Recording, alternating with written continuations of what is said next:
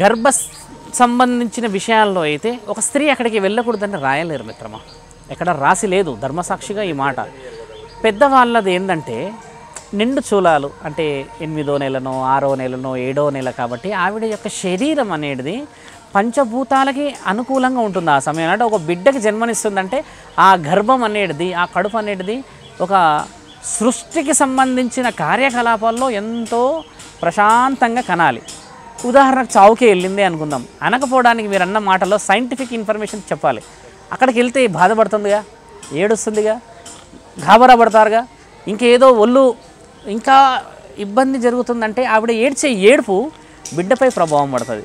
అంటే ఆవిడ గర్భం అనే ఒక 9 నెలల వ్యవధిలో ప్రశాంతంగా ఉండి పండు పలహారాలు తిని మంచి కార్యక్రమాలు ఎందుకు చేయాలంటే పండంటి బిడ్డని కనాలి అని. అలాంటిదప్పుడు ఏడుపులు ఓ 10 మంది మొదలు బొల్లున ఏడ్చి అందరి మధ్యలో కూర్చుంటే ఈవిడ భయపడితే బిడ్డ భయపడుతుంది.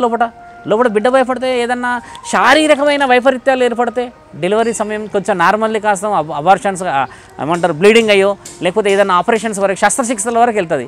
అలాంటివి కాకూడదని పెద్దవాళ్ళు చెప్పిండ్రు, శాస్త్రజ్ఞానాలు చెప్పలేవి. మన పెద్దవాళ్ళు, మీరే తాతలు అనుకోండి, నీకు బిడ్డ ఉన్నదనుకోండి, ఏం చెప్తావు బిడ్డ మరి అలా వెళ్ళకని చెప్పడం జాగ్రత్తే కదా.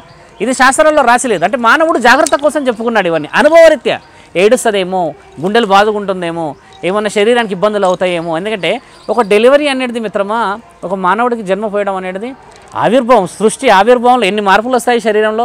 ఒక ఆడది మళ్ళీ పుట్టి మళ్ళీ మరణం దాకా వెళ్ళి మళ్ళీ పుడుతుంది ఆ సమయం. అలాంటప్పుడు ఇలాంటివి కావడం వల్ల తల్లి బిడ్డలకు ప్రమాదమేగా, శాస్త్రంలో రాసున్నాయి ఇవి. సో సైన్స్ అనేది ఇలాంటివి చేస్తున్నాయి గొప్ప పనులు.